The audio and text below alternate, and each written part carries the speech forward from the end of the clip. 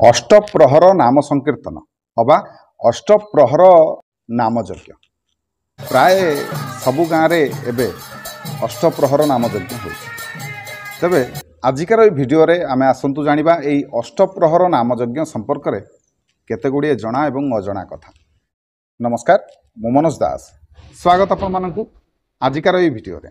श्री अष्टप्रहर नाम संकीर्तन अबा अष्टप्रहरी नाम यज्ञ जहाँ भी कहतु कथा गोटे कौन करा जाए एथरे ना हरिनाम संकीर्तन करा जाए, हरिनाम उच्चारण करा जाए।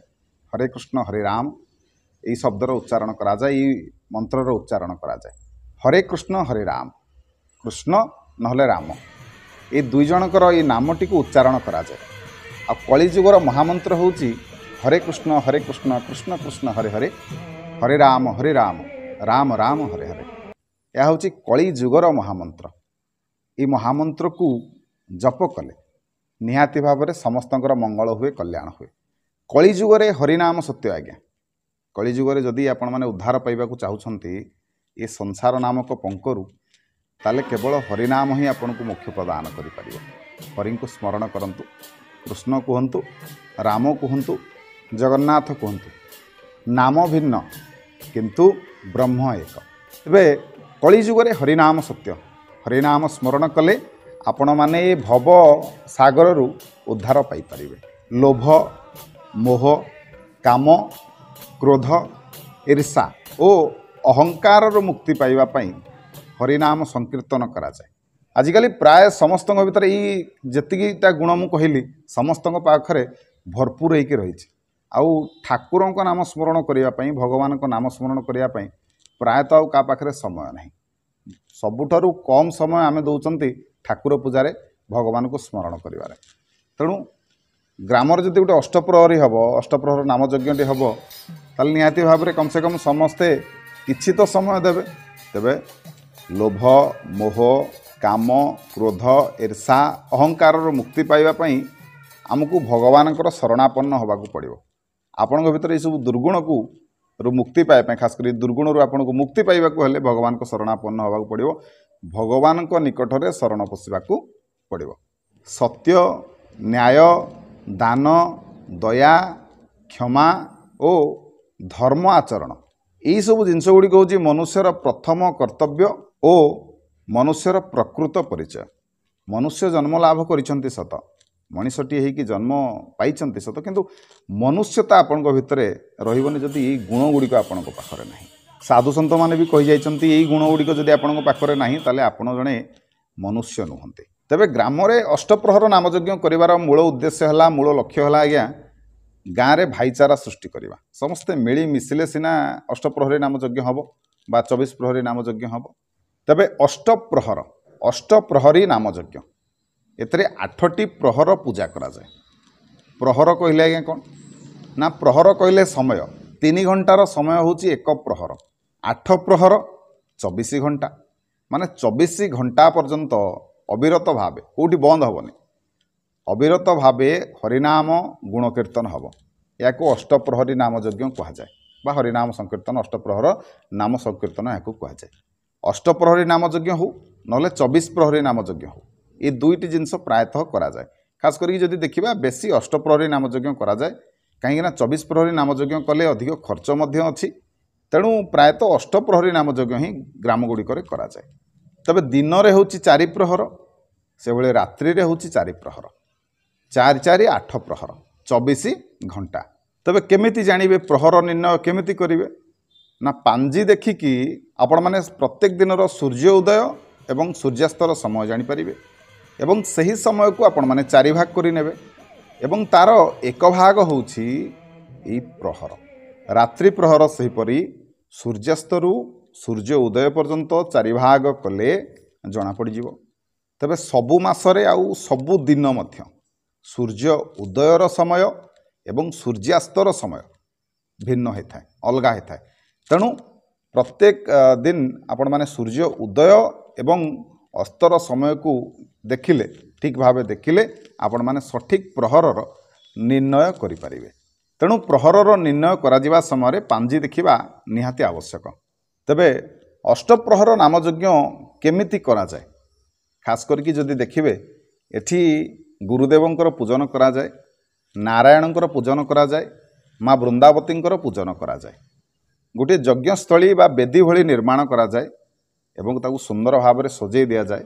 चारिपटे 4टी कदली गछ दि जाए, जमी बेदी को सजा जाए सेमती सजै दियंते। बेदी मझिरे सुंदर भाव में गादीटीए करी ठाकुरंकर फोटो नाना प्रकार फोटो सबू दि जाए।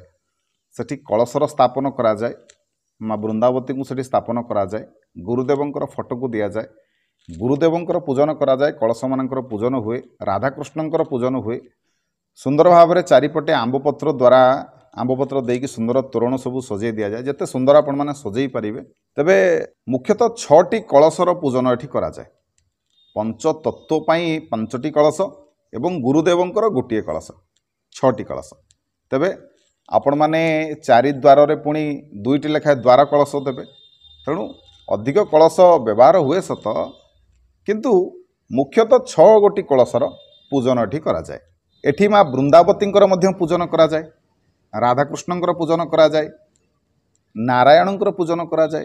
तेबे गुरुदेवं को एठी पूजन समय हलदिया वस्त्र अर्पण करा जाए एवं एठी पूजन समय 16 उपचार रे पूजन करा जाए। एवं ये समस्त जिनस पूजन पर सुंदर भाव में हरिनाम संकीर्तन करा जाए अविरत भाव 8 प्रहर पर्यंत, माने 24 घंटा पर्यंत। जो समय आरंभ होइथिबो ठीक से समय ताहा शेष हब। नामयज्ञ शेष नगर भ्रमण करा जाए बा गाँव रे नगर कीर्तन करा जाए एवं दधिहांडी को भंगा जाए, जहाँकि बहुत सुंदर लगे ये जिनसटी। तेबे आसंतु जानिबा हरिनाम रो महत्व कौन।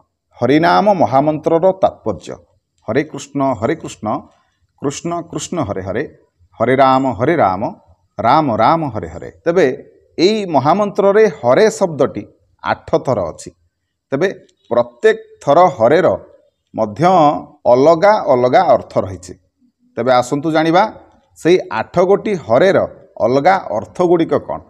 तेबे प्रथम हरेर अर्थ होछि चंद्रावली, सेहीपरि द्वितीय हरेर अर्थ होछि श्री राधाराणी, तृतीय हरेर अर्थ होछि सुभासिनी, सेहीपरि तापरे सिंहासिनी, सुदर्शन, शेषनाग, सावित्री एवं रेवती। तेबे एबे आसंतु जानिबा हरे नाम उच्चारणर फल कौन। ए नामटी उच्चारण कले आमको कौन मिलिबो जानिबा दरकार। आमको कौन मिलिबो जानिले ही आपण माने उच्चारण करिवे। तेणु आसंतु जानिबा हकार हिंगुलवर्णम सर्ववर्ण वयोशतः ज्ञान ज्ञानम कृतं पापम हंकार दहति क्षणात्। रे रेकारे रक्तवर्णाशत गोपालेन निरूपित सर्वांगन कृतं पापं रे कारे दहति क्षणात्। हकार हिंगुल वर्ण सर्ववर्णर यह हूँ श्रेष्ठ वर्ण। यह उच्चारण करने द्वारा कौन हुए ना, यह उच्चारण करने द्वारा अज्ञान जहाँ भी सब आम दोष होता है, कर्मर दोष होता है, से सबू आमको मुक्ति मिलता है एवं समस्त पाप आमर क्षय होता है। रे रक्तवर्ण गोपालर निरूपित अर्थात गोपाल स्वरूप अटे।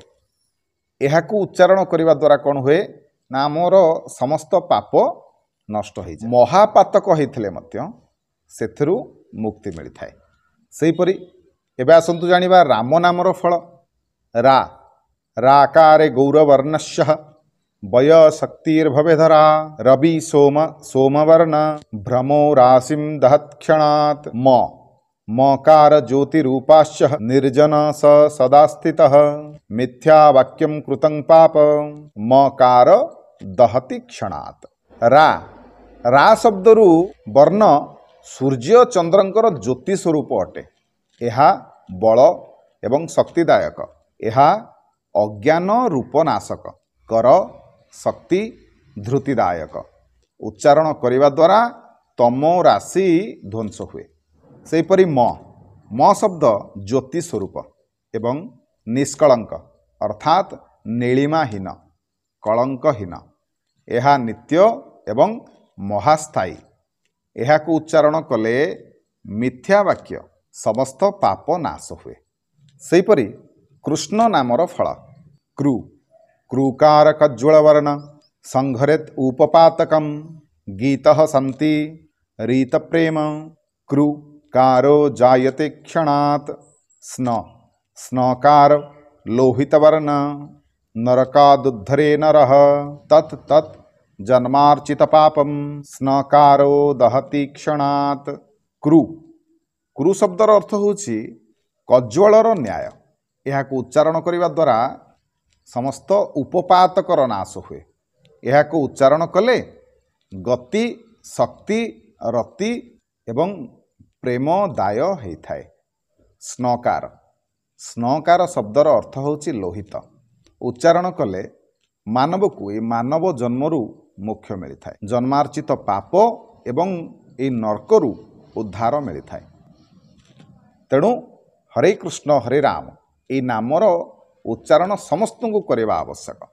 तबे ये जो अष्टप्रहरी नाम यज्ञ को जगार कौन करती समस्ते एमती मंडप करी गादी करी समस्ते सजाड़ी करती सत, किंतु अनेक जगार कौन करती ना कीर्तन मंडली प्रायतः बसिकी गोटे जगार कीर्तन करती भजन करती। आउ केतेक जगार आपण मैंने एमती देखिपारे जमी पछरे आपण मैंने देखुंट नाची गाई सुंदर भाव में हरिनाम संकीर्तन करती, जहाँ देखा बहुत भल लगे सुंदर लगे। आउ एभली परिवेशरू बाहर को आसवा जमा भी इच्छा हुए। एवं यही हरिनाम संकीर्तन जो ग्राम भी अनुष्ठित हुए बहुत लोक निमंत्रण करा जाए। समस्ते आसती भगवान नाम गुण कीर्तन करती प्रसाद सेवन करती महानंदरे किसी समय बिताती एवं पुणी शेष में निज घर को फेरी आसती। तेबे आपण को जदि सुविधा मिले निहाती भाव में ये हरिनाम संकीर्तन जगह को जातु अष्टप्रहर नाम यज्ञ को जातु भगवान आशीर्वाद करुणा भिक्षा करूँ। ये जो सुंदर कार्यक्रम ने निजक सामिल करूँ देखिए निहाती भाव में आपणकर मंगल हम कल्याण हम। अष्टप्रहर नाम यज्ञ संपर्क में आशा करुँच मुझे किछिटा सठिक तथ्य दे पारे। जदि वीडियो भल लगी था ताले वीडियो को लाइक करेंगे शेयर करेंगे चैनल को सब्सक्राइब करेंगे। रही जय जगन्नाथ हरे कृष्ण कृष्ण कृष्ण हरे हरे हरे राम राम राम हरे हरे।